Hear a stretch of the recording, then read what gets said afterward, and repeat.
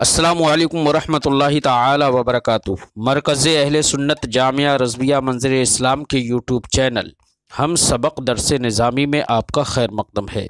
پیارے بچوں، جنہوں نے اب تک ہمارے چینل کو سبسکرائب نہیں کیا ہے وہ ضرور سبسکرائب کر لیں اور بیل آئیکن یعنی گھنٹی بھی بجا دیں تاکہ ہر ویڈیو کی نوٹیفیکیشن اطلاع اپلوڈ کرتے ہی آپ تک پہنچ جائے، اور اپنے ساتھیوں سے بھی شیئر کریں، شیئر کرنا نہ بھولیں تاکہ ان کو بھی فائدہ حاصل کرنے کا موقع ملے، اور بات پسند آئے تو لائک بھی کیا کریں اور اپنے قلبی تأثر کو ضرور کمنٹ کر کے بتائیں۔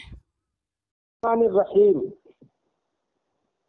باب اذا لم يكن الاسلام على الحقيقة وكان على الاستسلام او الخوف من القتل لقوله تعالى قالت الاعراب آمنا قل لم تؤمنوا ولكن قولوا اسلمنا۔ امام بخاری رضی اللہ تعالی عنہ یہ باب لے کر آئے۔ اس سے پہلے باب میں یہ بتایا تھا، یہ ذکر کیا تھا کہ عمل ایمان ہے، یعنی عمل قلب کا نام ایمان ہے۔ تو اب اس باب میں امام بخاری اس بات پر استدلال کرتے ہیں اور یہ باب لا کر اس بات کو بتانا چاہتے ہیں کہ ایمان تصدیق قلبی کا نام ہے، اور ظاہراً کسی کا زبان سے کلمہ پڑھ لینا اور دل میں تصدیق نہ ہو، یا خوف کے مارے کلمہ پڑھ لینا دل میں تصدیق نہ ہو، تو اس کو ایمان نہیں کہیں گے، اس کو اسلام تو کہیں گے لیکن ایمان نہیں کہیں گے۔ چونکہ امام بخاری رضی اللہ تعالی عنہ شافعی المسلک ہیں، اور امام شافعی رضی اللہ تعالی عنہ ایمان اور اسلام دونوں کے ایک ہونے کے قائل نہیں ہیں۔ وہ کہتے ہیں ایمان اور ہے، اسلام اور ہے۔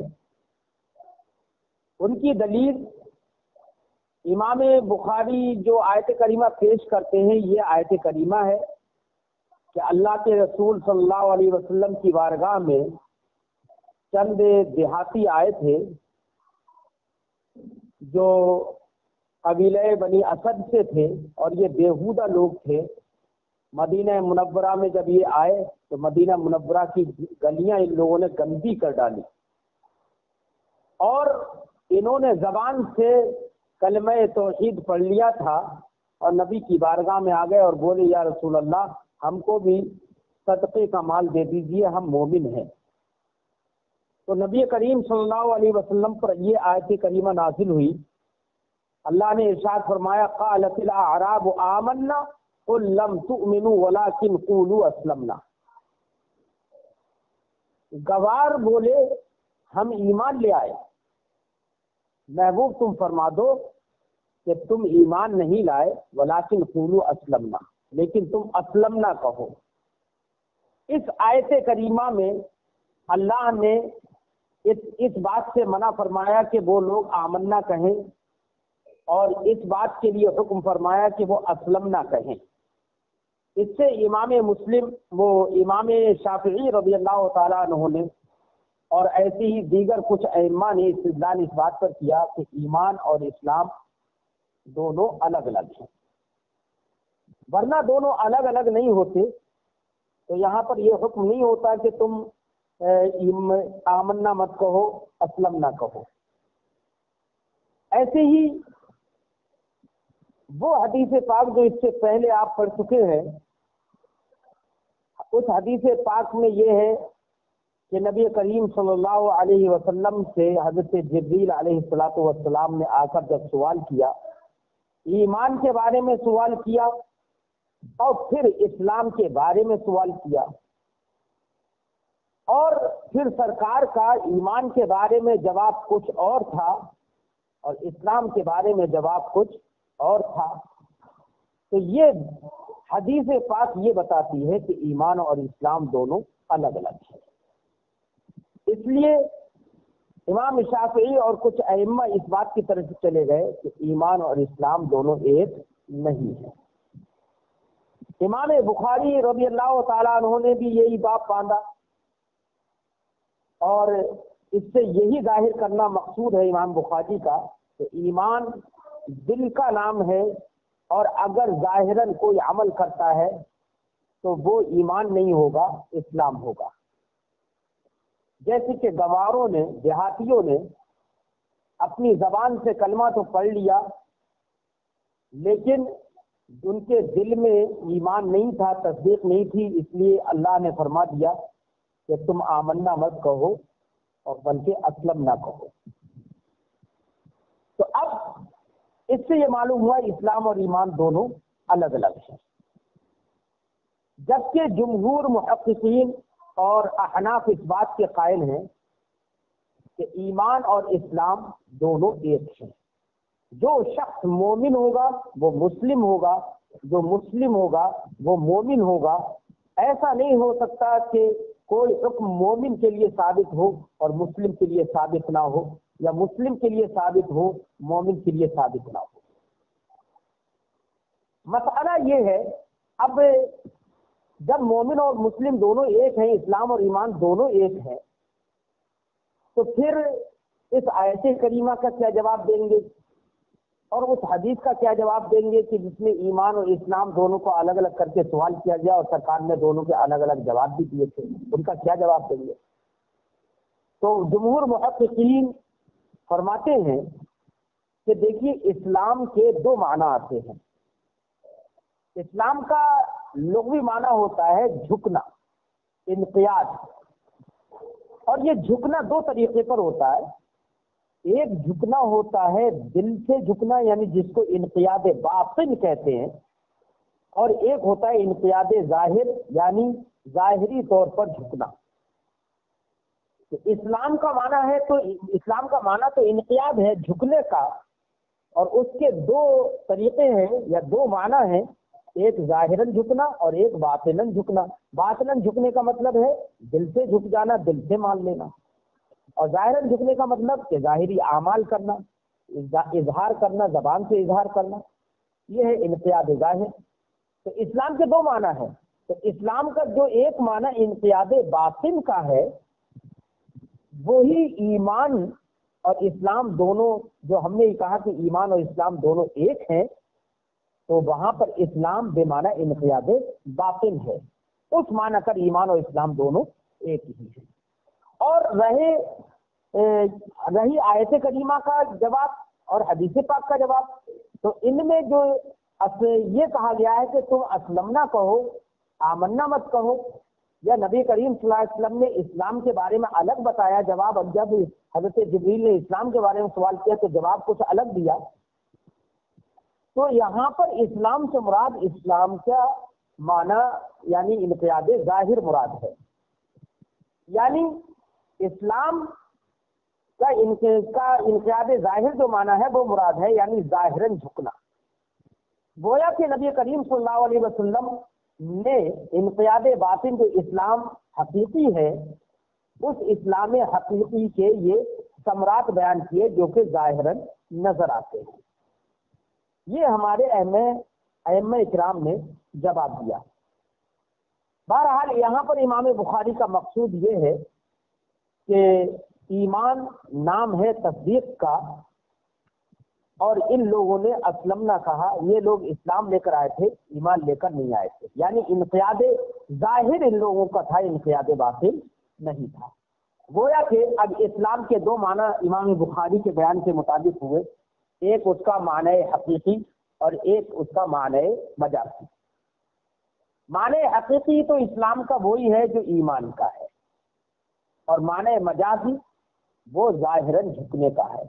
اسی لیے امام بخاری آگے فرمائیں گے فَإِذَا كَانَ عَلَى الْحَقِيقَةِ، یعنی اسلام جب حقیقت پر ہو تو وہ محض ظاہری جھکنے کے معنی میں نہیں ہوگا، بلکہ انقیاد باطن کے معنی میں ہوگا، جس کی طرف اللہ رب العزت کے اس فرمان سے ہمیں رہنمائی ملتی ہے۔ اللہ نے فرمایا ان الدین عند اللہ الاسلام، یہاں پر اسلام بے معنی ایمان ہی ہے، کیونکہ اس کا معنی ہے بے شک دین اللہ کے نزدیک اسلام ہی ہے.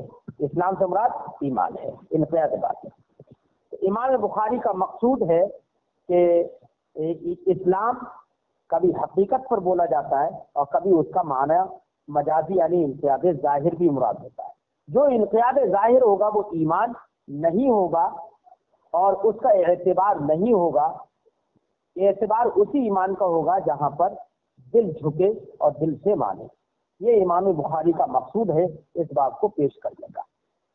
فرماتے ہیں باب اذا لم یکن الاسلام علی الحقیقہ. یہ باب ہے اس سلسلے میں جبکہ اسلام اپنے معنی حقیقی پر نہ ہو. وکان علی الاستسلام، اور استسلام یعنی انقیاد ظاہر کے معنی میں ہو. اول خوف من القتل، یا قتل سے خوف کھانے کی وجہ سے کوئی مسلمان ہو گیا ہو تو کیا وہ حقیقتاً مسلمان ہوگا؟ اس کا یہ اسلام لانا نفع بخش ہوگا؟ تو یہ تو یہاں پر تو اذا لم یکن وغیرہ یہ پوری تو شرط ہو گئی. جزا اس کی محذوف ہے، اے لا ينفع هذا الاسلام. تو یہ اسلام اس کو نفع نہیں دے گا، یہ اس کی جزا محذوف ہے. تو ذہن میں رہے اذا لم یکن الاسلام علی الحقیقہ. تو اذا جو ہے یہ شرط اپنے ماں باپ کو پورے کو بنا رہا ہے، اور کانا علی الاستسلام ابی الخوف من القتل یہ سب کے سب الاسلام علی الحقیقہ لم یکن الاسلام علی الحقیقہ پر عطف ہے.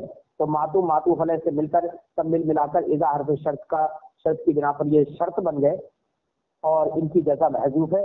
اذا لم یکن الاسلام علی الحقیقہ، جب اسلام اپنے حقیقت پر نہیں ہوگا، لا ینفع تو وہ نفع بخش نہیں ہوگا. پھر آخرت میں یعنی اللہ کے نزدیک وہ نفع بخش نہیں ہوگا اور اس کو ہم عند اللہ مومن نہیں قرار دیا جائے گا. وہ تو شرط و جزا ہیں، یہ جزا محذوف ہے، دھیان رکھنا. اے لا ينفع فی الآخرہ یا لا ينفع عند اللہ. اب فرماتے لقولہ تعالی، اس سے اسلام جب حقیقت پر نہ ہو بلکہ انقیاد ظاہر کے معنی میں ہو. تو یہ انقیاد ظاہر اور حقیقت پر نہ ہونا یہ کہاں سے ماخوذ ہے، کہاں سے یہ بات نکالی؟ تو یہ فرماتے کہ یہ معنی ہم نے اب کیا اللہ کے اس فرمان کی وجہ سے. کیا؟ قالت الاعراب آمنا قل لم تؤمنوا ولكن قولوا اسلمنا. اعراب بولے، گوار بولے ہم ایمان لے آئے. قل لم تؤمنوا، محبوب فرما دو کہ تم ایمان نہیں لائے ہو. ولیکن قولوا اسلمنا، اور محبوب فرما دو کہ تم آمنا مت کہو، اسلمنا کہو. یعنی تم ظاہراً جھکے ہو، زبان سے صرف تم نے کہہ دیا ہے. آیت کریمہ کا شان نزول میں نے بتایا تھا کہ قبیلہ بنی اسد کے چند لوگ آئے تھے، اسی کو آپ دھیان میں رکھیں. فَإِذَا كَانَ عَلَى الْحَقِيقَةِ، تو استثلاث جبکہ یہ اسلام حقیقت پر نہ ہو تو اس کی دلیل یہ آیت کریمہ سے پیش کر دی. وَإِذَا كَانَ عَلَى الْحَقِيقَةِ، اور جب اسلام حقیقت پر ہو یعنی بے معنی انقیاد باطن ہو تو اس کی دلیل انقیاد باطن کے معنی میں بھی ہوتا ہے. فَهُوَ عَلَى قَوْلِهِ جَلَّ ذِكْرُهُ، تو وہ اس کے مطابق جو اللہ کے اس فرمان کے مطابق اللہ رب العزت کا ذکر عظیم تر ہے. کیا ہے فرمان؟ ان الدین عند اللہ الاسلام، بے شک دین اللہ کے یہاں اسلام ہی ہے. اور یہاں پر اسلام ہی ہے، ظاہر بات ہے دین ایمان کا نام ہے اور ایمان تصدیق قلبی کا نام ہے. تو یہاں پر اسلام کس کے معنی میں ہو گیا؟ ایمان کے معنی میں. اب امام بخاری رضی اللہ تعالی عنہ نے اس کے بعد ایک حدیث پیش کی، جس حدیث میں بھی سرکار نے الفاظ یوں ارشاد فرمائے ہیں کہ خلاصہ یہ ہے کہ نبی کریم صلی اللہ علیہ وسلم کچھ مال بانٹ رہے تھے تو وہاں پر ایک صحابی رسول بھی تھے کہ جو مومن تھے. تو ایک صحابی رسول نے ان کی سفارش کی، یا رسول اللہ آپ نے سب کو مال بانٹا، ان کو نہیں دیا، میں حالانکہ جانتا ہوں کہ یہ مومن ہے. تو سرکار نے ارشاد فرمایا اب مسلم، مومن مت کہو مسلم کہو.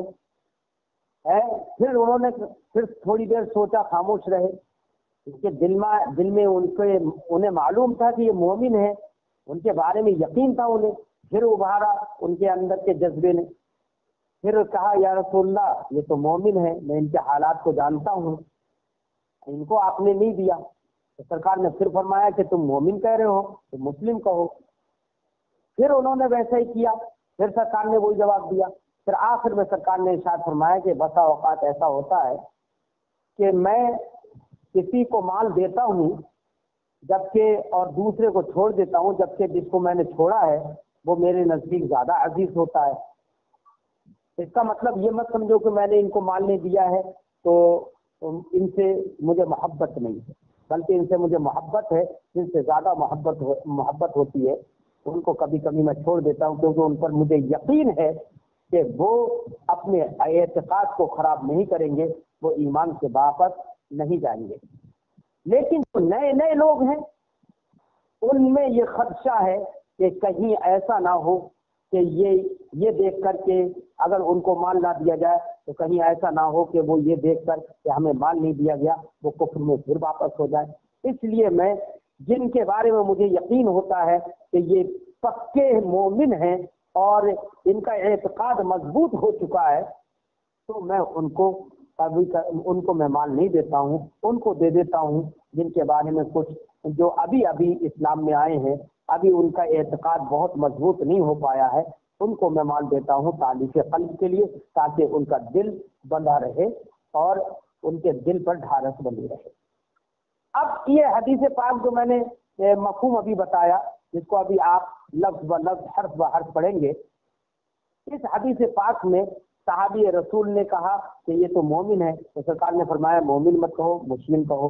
کیوں؟ اس لیے نہیں کہ وہ واقعی مومن نہیں تھے، مومن تو وہ تھے، سرکار کی نظر میں بھی وہ مومن تھے، لیکن پھر بھی سرکار نے صحابی رسول سے کہا کہ تم حقیقت کو نہیں جانتے ہو، تم دل میں تصدیق ہے یا نہیں ہے تم اس کو نہیں جانتے ہو، تم تو ظاہر کو جانتے ہو، تو تم تو اس کو مسلم ہی کہو، تم اس کو ابھی مومن مت کہو، اور یہ حقیقت ان کے دل کی تو میں جانتا ہوں، اس لیے میری نظر میں تو یہ مومن ہے، لیکن تم تو مومن نہ کہہ کر مسلم کہو۔ اس حدیث پاک سے امام بخاری نے استدلال کیا اس بات پر کہ دیکھیے کہ انقیاد ظاہر کے معنی میں بھی مسلم ہوتا ہے، اسلام جو ہوتا ہے انقیاد ظاہر کے معنی میں بھی ہوتا ہے، جیسے کہ اس حدیث پاک میں ہے۔ اب حدیث پاک پڑھتے ہیں۔ حدثنا ابو الیمان، ہم سے حدیث بیان کی ابو الیمان نے، وہ فرماتے ہیں اخبرنا شعیب عن الزہری، ہمیں خبر دی شعیب نے روایت کرتے ہوئے زہری سے، وہ فرماتے ہیں اخبرنی عامر بن سعد، ہمیں خبر دی عامر ابن سعد نے، سعد ابن ابی وقاص نے، عن سعد، اور عامر ابن سعد بن ابی وقاص روایت کرتے ہیں حضرت سعد ابن ابی وقاص سے۔ کیا سعد ابن ابی وقاص نے کیا کہا؟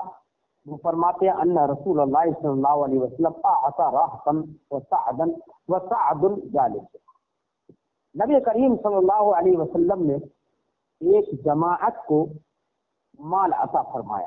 راہ 3 سے لے کے 9 تک کی مردوں کی جو جماعت ہوتی ہے اس کو راہ کہتے ہیں۔ اعطى راحتا، نبی کریم صلی اللہ علیہ وسلم نے مردوں کی ایک جماعت کو مال عطا فرمایا، وسعد جالس، اور سعد وہاں پر بیٹھا ہوا تھا۔ یہاں پر سعد فرمایا، حالانکہ خود ہی بیان کر رہے ہیں، تو یہاں پر کہنا تو یہ چاہیے تھا وانا جالس، اور میں بیٹھا ہوا تھا، لیکن متکلم کی ضمیر نہ لا کر اپنا نام ذکر کیا، وسعد جالس۔ یہاں پر التفات من التکلم الی الغیبت ہے، جو کہ ایک بلاغت کا حصہ ہے۔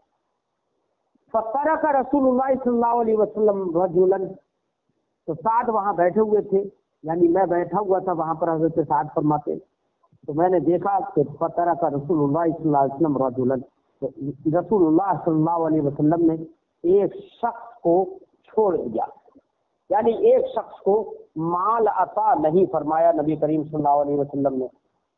ایک شخص کو جب مال عطا نہیں فرمایا تو اب ان کے دل میں آیا کہ یا میں رسول پاک صلی اللہ علیہ وسلم سے پوچھوں کہ یا رسول اللہ آپ نے اس شخص کو مال کیوں نہیں دیا، جبکہ میں جانتا ہوں کہ یہ شخص مومن ہے۔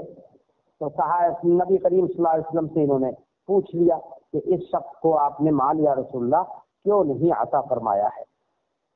تو یہاں پر جو رجل ہیں جن کے بارے میں حضرت سعد فرماتے ترکا رجلا، ایک شخص کو چھوڑ دیا، یہ ایک صحابی رسول تھے جن کا نام ہے جعیل ابن سراقہ زمری۔ تو جعیل ابن سراقہ زمری کو نبی کریم صلی اللہ علیہ وسلم نے وہاں پر چھوڑ دیا، ان کو مال نہیں دیا۔ اب دیکھیے حضرت سعد نے کیا کیا، خلاصہ تو میں بتا چکا ہوں حدیث پاک کا۔ سرکار حضرت سعد فرماتے ہیں سعد جالس، سعد بیٹھے ہوئے تھے، فترک رسول اللہ صلی اللہ علیہ وسلم رجلا، تو رسول اللہ صلی اللہ علیہ وسلم نے ایک شخص کو چھوڑ دیا، ہوا اعجبهم الیہ، جبکہ وہ شخص میرے نزدیک سب سے زیادہ اچھا تھا، وہاں پر سب سے زیادہ مجھے بھا رہا تھا، سب سے زیادہ ان میں نیک اور صالح تھا وہ شخص، اور سرکار نے اسے چھوڑ دیا۔ فقلت یا رسول اللہ، تو میں نے عرض کی یا رسول اللہ ما لک عن فلان، یا رسول اللہ فلاں سے آپ کا کیا معاملہ ہے کہ آپ نے ان کو چھوڑ دیا؟ عن فلاں سے، فلاں کے ذریعے سے اشارہ کسی معجل شخص کی جانب ہو جاتا ہے۔ یا رسول اللہ فلاں سے کیا معاملہ ہے کہ آپ نے اس کو چھوڑ دیا؟ یا رسول اللہ آپ کو کیا ہوا فلاں سے، یعنی فلاں کو آپ نے چھوڑ دیا؟ فواللہ، پھر قسم کھا کر کہتے ہیں فواللہ انی لأراہ مومنا، خدا کی قسم میں اس کو مومن جانتا ہوں۔ اب قسم کھا کر کہہ رہے ہیں اتنا، تو اب قسم کھا کر تو تبھی کہہ سکتے ہیں نا جس کا یقین ہو، اور ظاہر بات ہے ایمان تصدیق قلبی کا نام ہے۔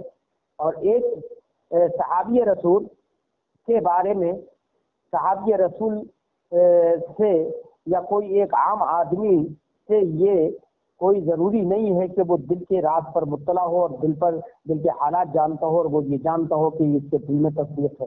اس لیے نبی کریم صلی اللہ علیہ وسلم نے فرمایا فقال اب مسلمہ، تو سرکار نے فرمایا او مسلمہ، کہ آپ مومنن کہہ رہے ہو، لأراہ مومنا، تو سرکار نے فرمایا او مسلمہ، مومن ہے یا مسلم ہے؟ جب سرکار نے او مسلمہ کہا فسکت تو قلیلا، تو حضرت سعد کہتے ہیں کہ میں تھوڑی دیر خاموش ہو گیا۔ ثم غلبنی ما اعلم منہ، پھر مجھ پر وہ سب باتیں غالب آ گئی جو میں ان کے تعلق سے جانتا تھا، یعنی غالب آ گئی، یعنی پھر مجھے ابھارا ان سب باتوں نے کہ میں رسول پاک صلی اللہ علیہ وسلم سے پھر کہوں۔ فعدت لمقالتی، پھر میں نے اپنی بات کہی، دوبارہ سے کہی میں نے اپنی بات، عاد یعود، لوٹ جانا۔ فعدت لمقالتی، پھر میں اپنی بات کے لیے پلٹا۔ فقلت، تو میں نے عرض کی مالک عن فلاں، یا رسول اللہ فلاں سے آپ کا کیا معاملہ کہ آپ نے اسے وہ مال نہیں دیا؟ فواللہ انی لأراہ مومنا، با خدا قسم خدا کی کہ میں اس کو مومن جانتا ہوں۔ فقال، تو سرکار نے ارشاد فرمایا او مسلمہ، مومن جانتے ہو یا مسلم، یعنی تمہیں تو مومن نیک نہ کہہ کر مسلم کہنا چاہیے۔ فسکت تو قلیلا، پھر حضرت صاحب کہتے ہیں کہ میں تھوڑی دیر پھر خاموش ہو گیا، کیونکہ ماجرا سمجھ میں نہیں آ رہا تھا کہ میں مومن کہہ رہا ہوں، سرکار کہہ رہے ہیں نہیں مسلمہ۔ تو فسکت تو قلیلا، تو تھوڑی دیر میں خاموش ہوا۔ ثم غلبنی ما اعلم منہ، پھر میں ان کے تعلق سے جو جانتا تھا وہ سب مجھ پر غالب آ گیا، یعنی مجھے پھر ان تمام چیزوں نے ابھارا کہ میں سرکار سے کہوں۔ فعدت لمقالتی، پھر میں نے اپنی بات دوبارہ سے کہی۔ تو عاد رسول اللہ صلی اللہ علیہ وسلم، اور رسول اللہ صلی اللہ علیہ وسلم بھی دوبارہ سے آپ نے بھی وہی بات فرمائی، کیا او مسلمہ۔ ثم قال، پھر سرکار نے ارشاد فرمایا آخر میں یا سعد انی لاعطی الرجل وغیرہ احب الی منہ، میں کبھی کبھی کسی آدمی کو مال دے دیتا ہوں جبکہ اس کا غیر میرے نزدیک اس سے زیادہ محبوب اور عزیز ہوتا ہے۔ کیوں دے دیتا ہوں کسی شخص کو مال؟ خشیۃ ان یکبہ اللہ فی النار، اس خوف سے کہ کہیں اللہ تعالی اس کو جہنم میں اوندھے منہ نہ ڈال دے۔ کبا یکب نفرا سے ثلاثی مجرد سے، یہ وہ ایسا باب ہے کہ جو ثلاثی مجرد سے آتا ہے تو یہ متعدی ہوتا ہے، اور مزید بھی یعنی بابی فعال میں اکبا یکب اکباب بابی فعال میں پہنچ جاتا ہے تو یہ لازم ہو جاتا ہے۔ خشیتا، اس خوف سے ان یکبہ اللہ فی النار، کہ اللہ اس کو جہنم میں اوندھا دے، جہنم میں منہ کے بل ڈال دے۔ تو اب اس حدیث پاک میں نبی کریم صلی اللہ علیہ وسلم نے ان کے جواب میں، حضرت سعد کے جواب میں او مسلمہ فرما دیا۔ اس سے امام بخاری نے استدلال کیا اس بات پر کہ یہاں پر مسلم جو ہے بے معنی انقیاد ظاہر ہے، لہذا اور جب تک انقیاد ظاہر کے معنی میں کوئی مسلم ہوگا اور اسلام ہوگا اس وقت تک وہ مقبول نہیں ہوگا اور وہ نفع بخش نہیں ہوگا۔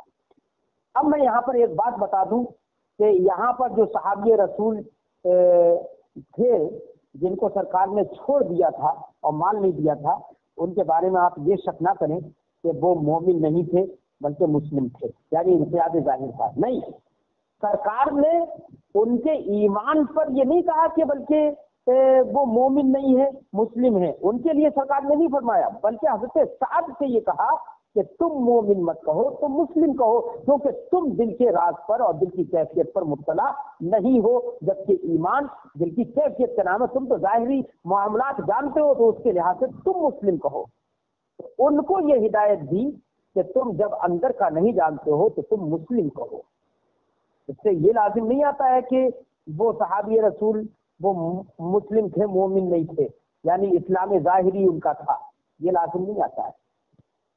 دھیان میں رکھنا اس بات کو، ورنہ کہیں معاملہ یہاں پر کئی معنی غلط کر جائے۔ وَرَوَاهُ یونس، اس حدیث پاک جو ماخذ میں ذکر کی، اس حدیث پاک کی روایت حضرت یونس نے اور صالح نے اور معمر نے اور حضرت زہری کے بھتیجے یعنی محمد ابن عبداللہ نے، ان سب لوگوں نے اس حدیث کی روایت عن زہری، امام زہری سے کی ہے۔ تو اس حدیث کی روایت امام زہری سے ان تمام لوگوں نے کی۔ اب اس حدیث کے بارے میں تھوڑی سی ایک بات اور ذکر کر دوں کہ اس حدیث سے پاک سے ہمیں بہت سارے مسائل ملتے ہیں، بہت سارے مسائل اس حدیث پاک سے سمجھ میں آتے ہیں۔ یہاں پر بہت سارے مسائل ہم اس سے استخراج کر سکتے ہیں۔ مثلا ایک مسئلہ تو یہ بھی مستخرج ہو جائے گا اس سے کہ اپنے امام اور پیشوا کے پاس دوسرے کی سفارش کرنا جائز ہے، جیسے کہ حضرت سعد نے اس شخص کی سفارش نبی کریم صلی اللہ علیہ وسلم سے کی۔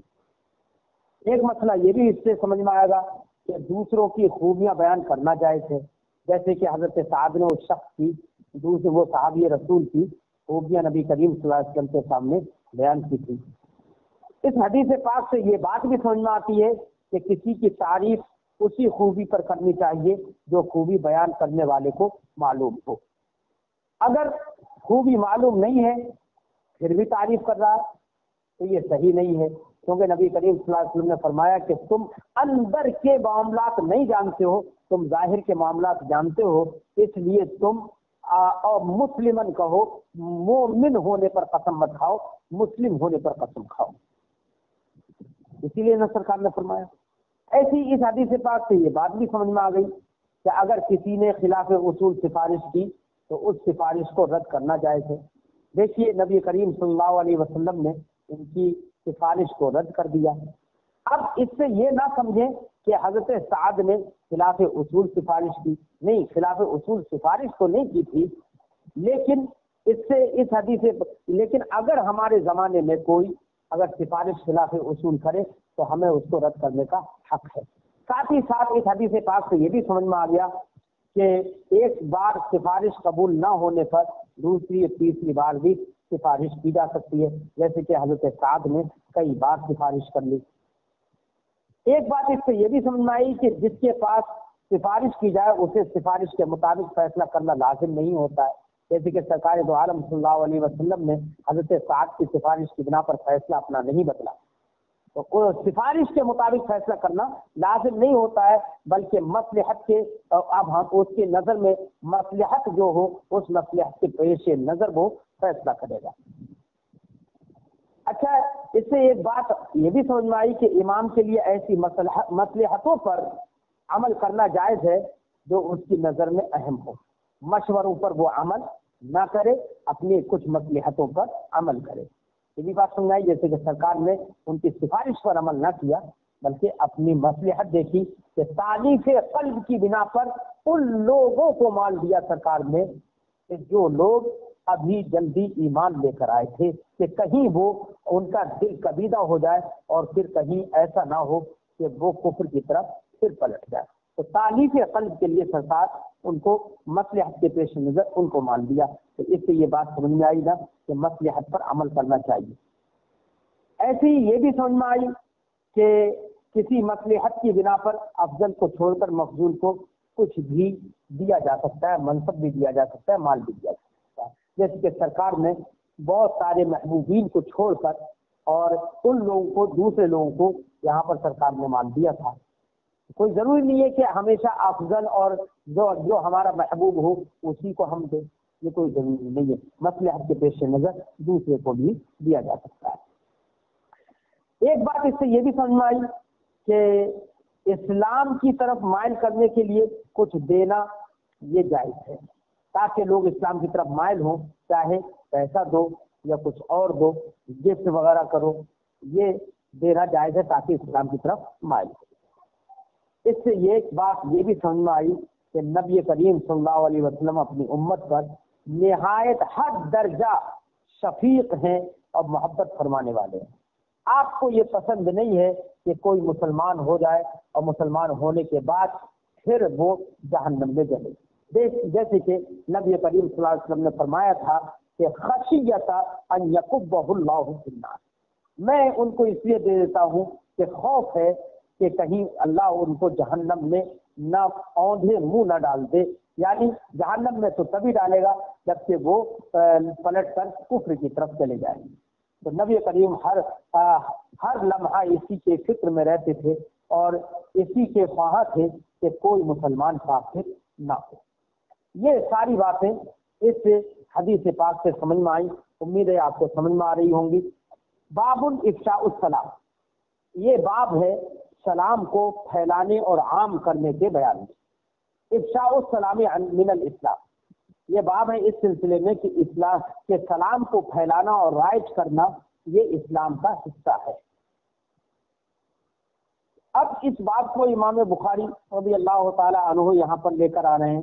ظاہر بات ہے کہ سلام کرنا یا سلام کو پھیلانا یہ باہمی مسلمانوں کی ایک عادت ہونا چاہیے. نبی کریم صلی اللہ علیہ وسلم نے اس پر زور دیا. تو چونکہ سلام کرنا یا سلام کرنا یہ ایک سلامتی کی دعا ہے، اور دعا کسی کافر کے لیے جائز نہیں ہے. دعائے استغفار یا دعائے سلامت کافر کے لیے جائز نہیں ہے، بلکہ شریعت کے ہمارے فقہا نے تو یہ تک فرمایا کہ کافر کو تو حرام ہے ہی سلام کرنا، ساتھ ہی ساتھ مسلمانوں میں جو فاسق ہیں ان فاسقوں کو بھی سلام کرنا حرام ہے. کیوں؟ اس لیے کہ کافر کی تعظیم یا فاسق کی تعظیم کرنا یہ حرام ہے. تو اس سے یہ پتہ چلا کہ سلام جس کو کیا جائے یا جو کرے وہ مسلمان ہوگا. اور چونکہ یہ بیان ایمان کا ہے، کتاب الایمان کا ہے، تو کتاب الایمان میں افشاء السلام من الاسلام کو پیش کرنا دونوں کے درمیان مناسبت ظاہر ہے، کیونکہ سلام جس کو کیا جاتا ہے وہ مومن ہی ہوتا ہے. فرماتے ہیں باب افشاء السلام، باب کا خلاصہ یہ ہے کہ نبی کریم صلی اللہ علیہ وسلم نے فرمایا کہ اس سلام کو پھیلاؤ. یعنی جو لوگ بھی لائق سلام ہو، مستحق سلام ہو، شریعت کی نظر میں جو بھی قابل سلام ہو ان کو سلام کرنا چاہیے، چاہے کوئی کسی کو کوئی پہچانتا ہو یا نہیں پہچانتا ہو، سلام کرنا چاہیے. باب افشاء السلام من الاسلام، سلام کو رائج کرنا اسلام کا ایک حصہ ہے. وقال، اور فرمایا کیا، وقال عمار، حضرت عمار ابن یاسر رضی اللہ تعالی عنہ نے فرمایا ثلاث من جمعہن فقد جمع الایمان، تین خصلتیں ایسی ہیں جس نے ان تین خصلتوں کو اپنے اندر جمع کر لیا تو اس نے ایمان جمع کر لیا. اب کیا ہے تین خصلتیں؟ حضرت عمار ابن یاسر نے فرمایا الانصاف من نفسی، اپنے آپ سے انصاف کرنا، اپنے آپ سے انصاف کرنا یہ ایک عظیم خصلت ہے. کیا ہے؟ اپنے آپ سے اگر کوئی انصاف کرنے لگے گا تو سب سے پہلے اپنے گریبان میں جھانکے گا، دوسروں کی طرف پہلے نہیں دیکھے گا. پہلے اپنی اصلاح کرے گا، پھر کہیں دوسرے سے کرے گا، دوسرے سے کہے گا. اسی لیے اللہ رب العزت نے اسی معنی میں ارشاد فرمایا کہ افتؤمرون الناس بالبر افتؤمرون الناس بالبر وتنسون انفسکم، کہ کیا تم لوگوں کو بھلائی کا حکم دیتے ہو اور اپنے آپ کو بھول جاتے ہو. یعنی اس سے مذمت کی ہے ان لوگوں کی جو اپنے آپ کو بھول جاتے ہیں اور دوسروں کی نصیحت کرتے ہیں، اپنے آپ کو نہیں سدھارتے ہیں، دوسروں کو سدھرنے کی نصیحتیں کرتے ہیں۔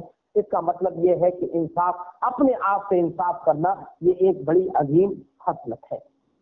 اور دوسری خصلت ہے بذل السلام للعالم، تمام لوگوں کے لیے سلام خرچ کرنا۔ سلام خرچ کرنا کیا مطلب؟